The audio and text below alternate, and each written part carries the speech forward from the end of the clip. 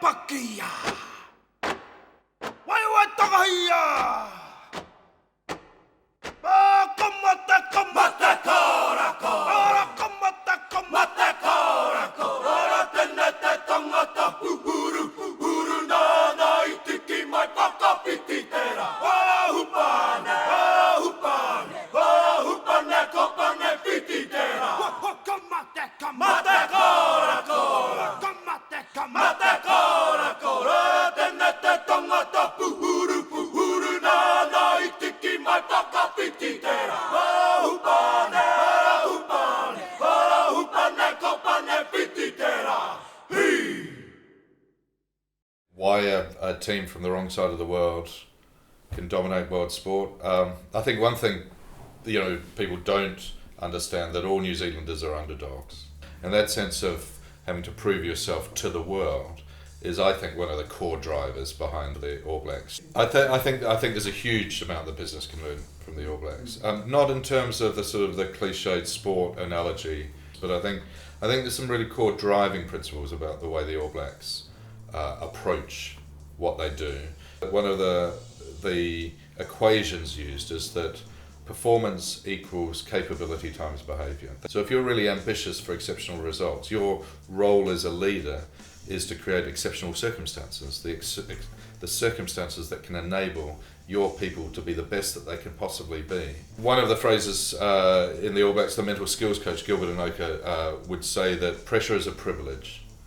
That if you're not feeling pressure, you're not playing hard enough. That you want to be in a discomfort zone all the time.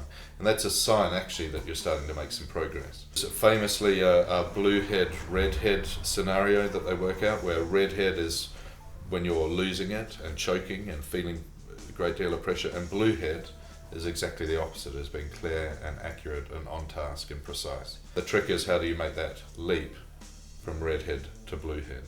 Karen Reid will look at every corner of the stadium to get the big picture.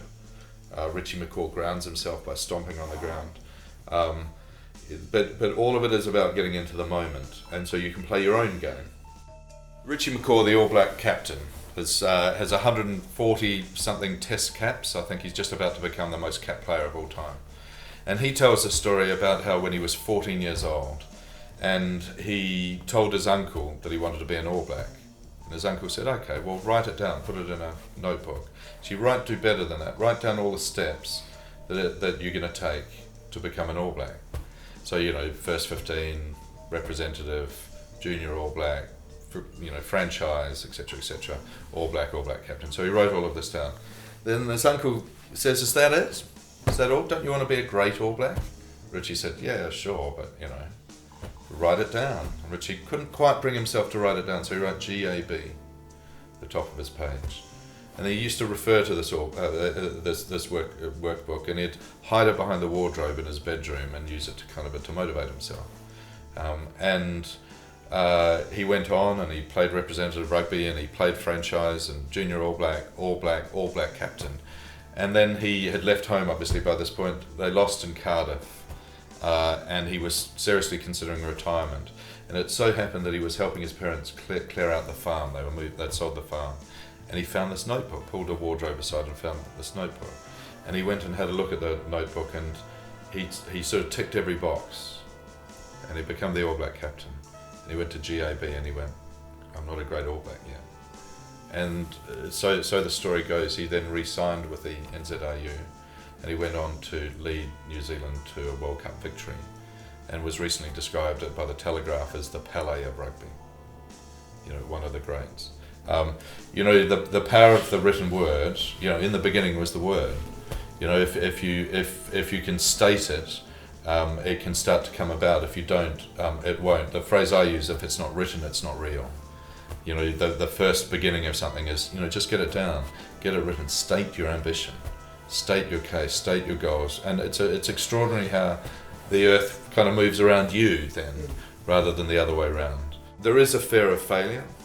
It's very motivating, and embracing that fear of failure is very motivating. There's a phrase, when you're on top of your game, change your game. Don't sit there and think, well, we've got it made, because you never got it made. Somebody's going to catch up, and they'll catch up very, very quickly. Ambition really is about making the best of the time that we've got here on Earth. because time is fleeting and there's plenty to do.